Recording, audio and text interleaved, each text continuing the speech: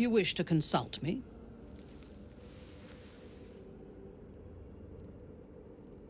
I was the Absolute's dagger. I remember every throat that it held me to, and every drop of blood it forced me to spill. I take no responsibility for the lives I took.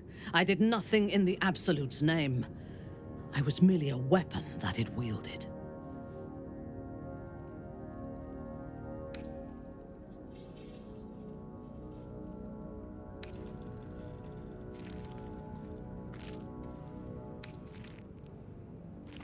A disturbing admission. I would rather die than lose control of myself again. The tadpole. The Absolute. They work together like a drug.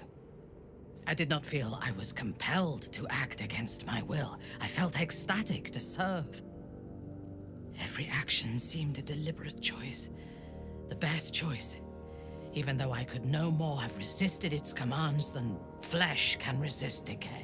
Even rational minds like ours cannot reject such a powerful influence. The Absolute can make the impossible seem inevitable.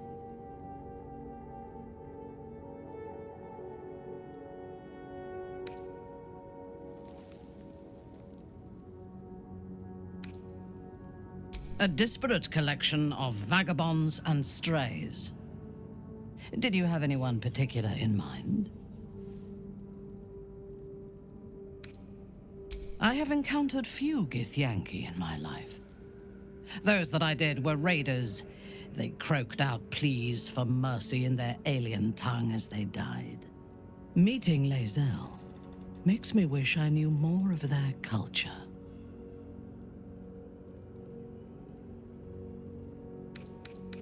Whatever culture you and I once shared, it no longer has a hold on me, Lothsworn. You still listen to the whispers of the Spider Queen's web. I only obey my own heart's desires.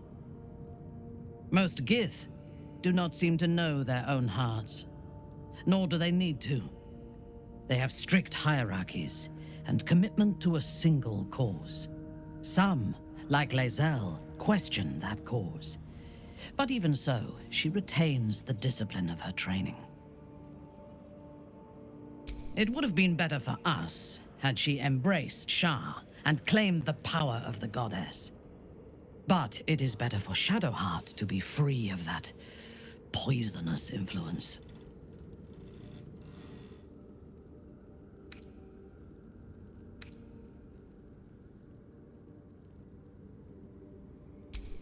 The very concept of Sharan worship is self-indulgent. They would have you think every whispered word and hidden thought is of value, but it is not so. I have performed 1,000 interrogations, squeezing out the most guarded secrets held in heart, mind, and soul. I can tell you this. When the trivial parts have been whittled away and I have sifted through what remains, in most cases, a person amounts to nothing at all.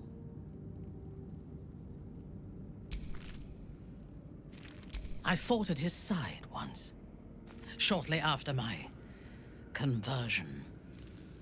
Before the battle, he was everything a general should be. A charismatic leader with a brilliant strategic mind. And when the fighting began, he led his troops from the front and cut through the enemy like a scythe through stalks. Blows and arrows rained down on him, and before long, his face was a mask of blood. But he did not fall. He did not even falter. When we won the day, Ketheric's armor was bent and shattered, but his flesh was unmarked.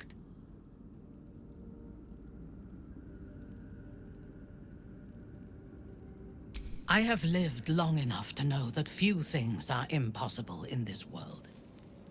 Oh, Ketheric's power is a rare thing, though. I have never seen its like. The necromancer Balthazar is Ketheric's chief advisor. One who has mastery over the dead may well be able to help the living cheat it. He is usually in his laboratory, elbow deep in offal, or clinging to his master's side. If he left Moonrise, his mission must be urgent. We should ransack his chambers and see what secrets he keeps for the great general. I took up my oath long ago, when I swore bloody vengeance against any who defied Lolth. Now, I myself have sinned against the Spider Queen. Though my faith is shattered, my oath endures. I am sworn to destroy all those who serve the Absolute.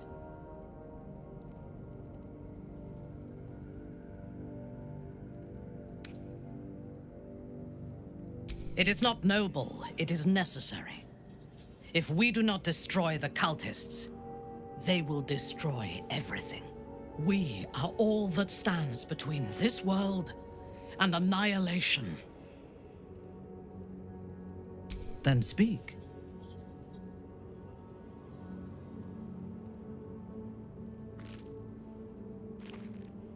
Not directly. My memories were not removed. They were obscured by the Absolute's voice, by its presence. The tadpole is a conduit for that voice, not its origin. And while the prism protects us, the Absolute cannot reach us. As for the tadpoles themselves, for the moment I do not believe they are malevolent. They are incubating within our brain matter, not feeding on it. Is there a reason you chose me as your confidant in this matter?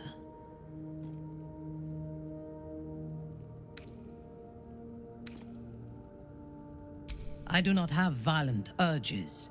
I have violent intentions.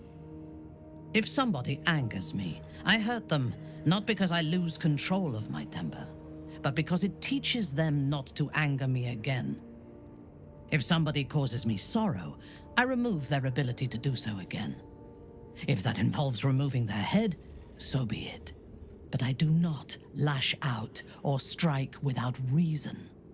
There are those within Menzoberranzan that we call Khalith Carthan, those driven by blood.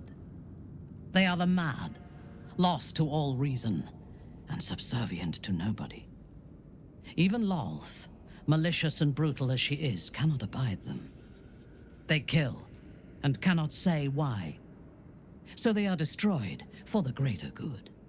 When you speak to me of yearning and urges to kill, I fear you are like them, controlled by a bloodlust that you do not comprehend.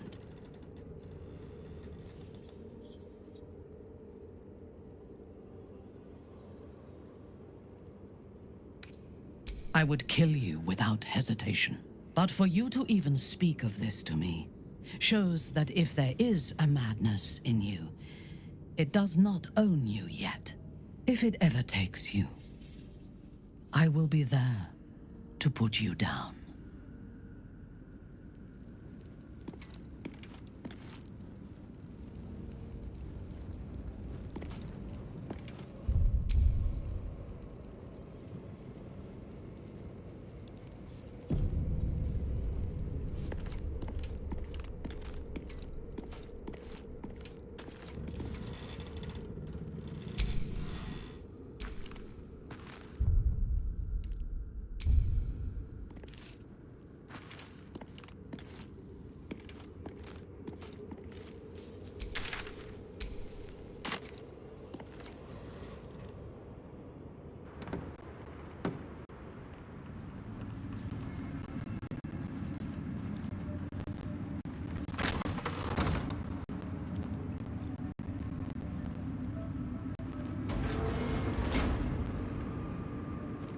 Approaching Moonrise without a tadpole companion is a dangerous proposition.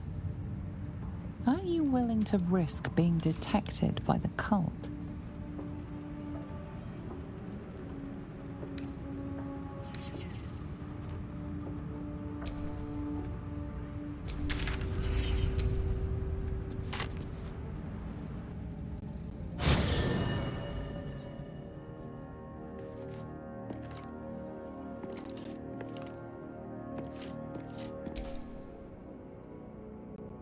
The drow is...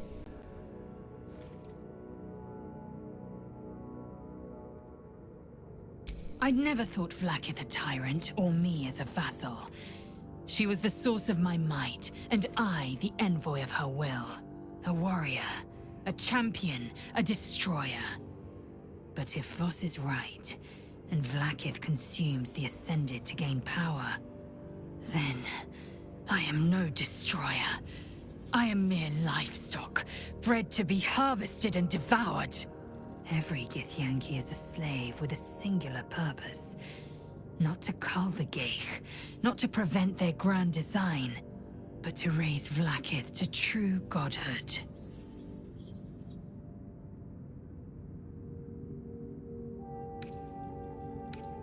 Chuk, you believe you can survive without me? As you say, do not keep me waiting.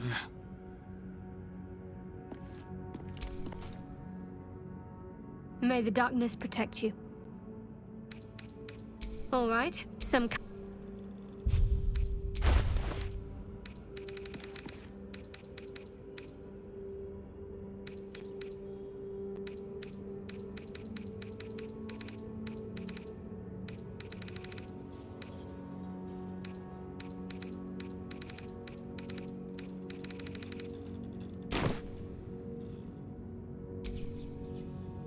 Shah's blessings upon you.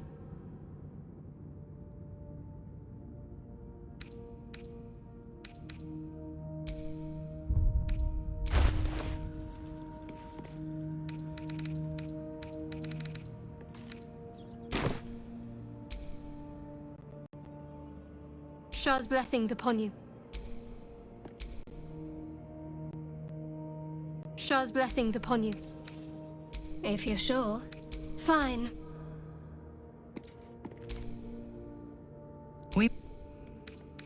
It is done.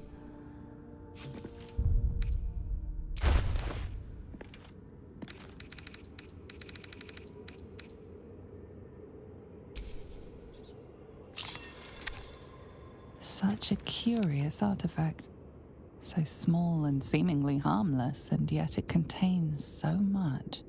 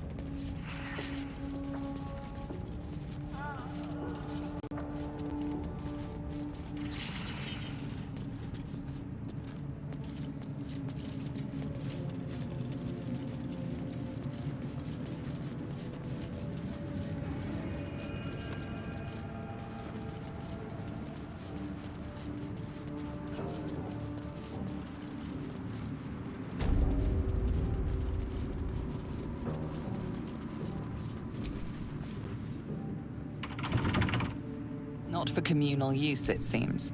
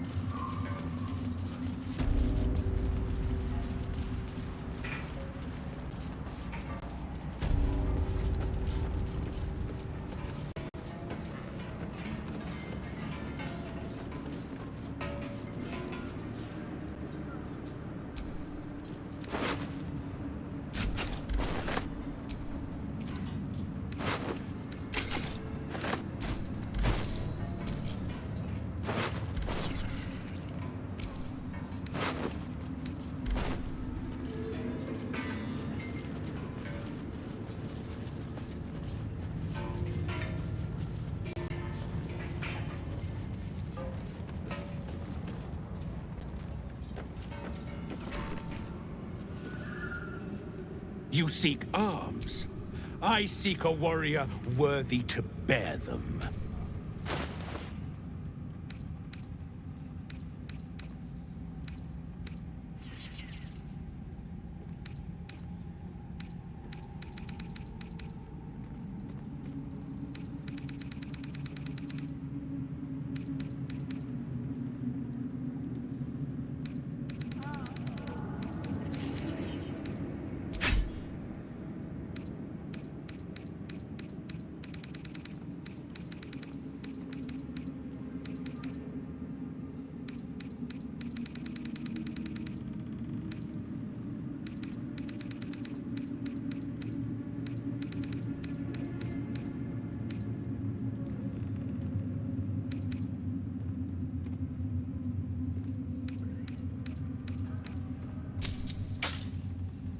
Get moving.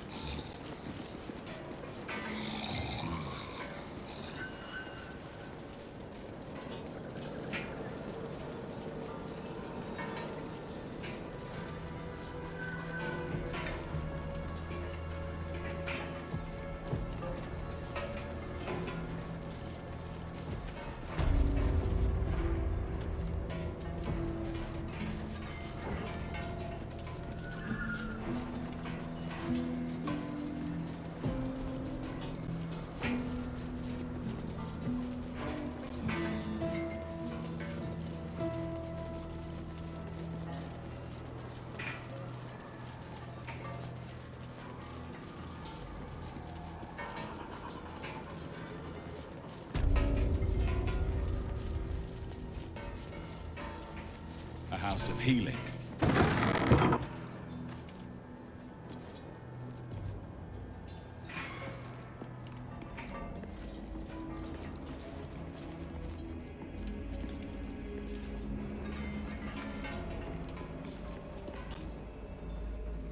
Here to see the doctor?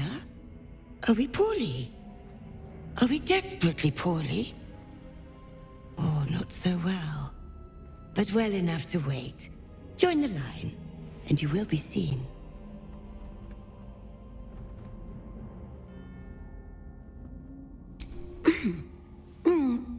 Let me check. Let me check. What's the primary symptom?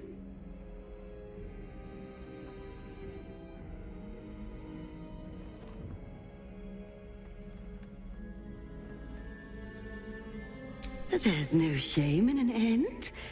All things come to be lost. But if you wish to be examined...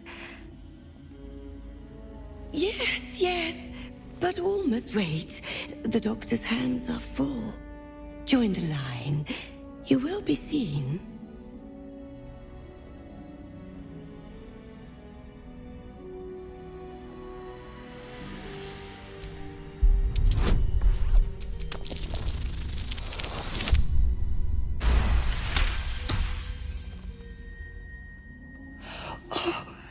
Answer to our prayers.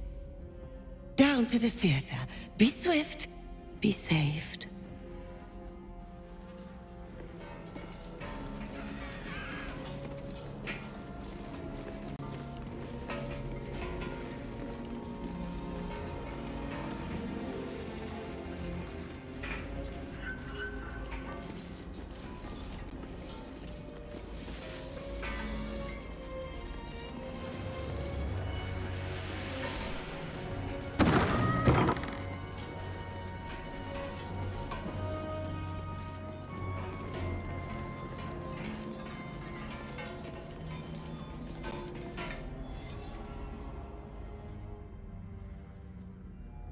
The objective of the Scalpel Sisters is to soothe. For the Scalpel indeed is an extension of Shah. See how the patient reacts when I but stroke the right nerve. Hear its comfort, hear the very melody of mercy. Pray, sister, show us the extent of your beneficence.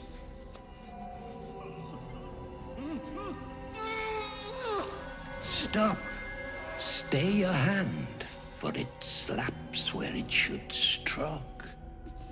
We can hardly hear the patient's sighs of solace. Perhaps it is our unexpected audience that makes you quiver. Come, step forward. You are no sister, but that matters none. Every student is welcome.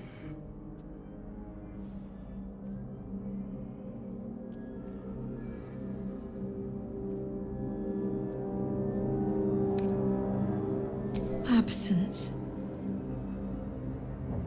Absence. No other word captures the heart of Shah so very perfectly. It is the scalpel-led journey that leads from pain to peace. Only a beast of a man toys with his victim. Entertaining, if not efficient. See? What is the light of eyes but the cancer that causes one to witness the laceration of being? If light is the symptom, then darkness is the cure. For in light there is presence, but in darkness there is absence. In light is presence, in darkness, absence. But you, look how the succor of Shah eludes you. See how painfully present you remain. We do not wish to see you suffer so. Let us cure you.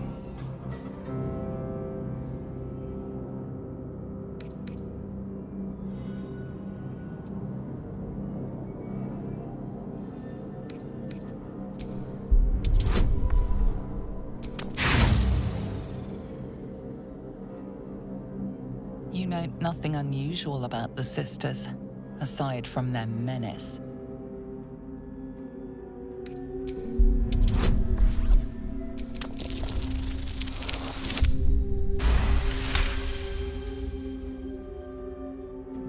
Their incisions are, as yet, still streaked with imprecision.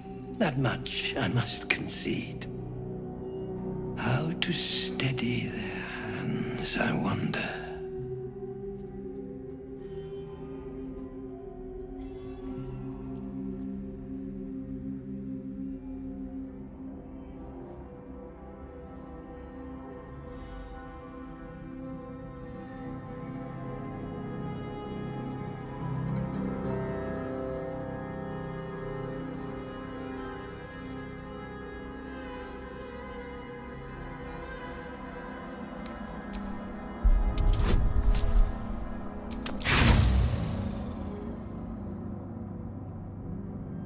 There is misdirection in your words.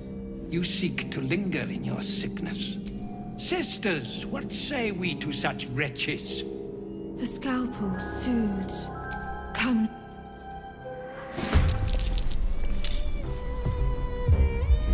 This flesh must be flayed. Master Surgeon's The will next is my honor. instrument, sister.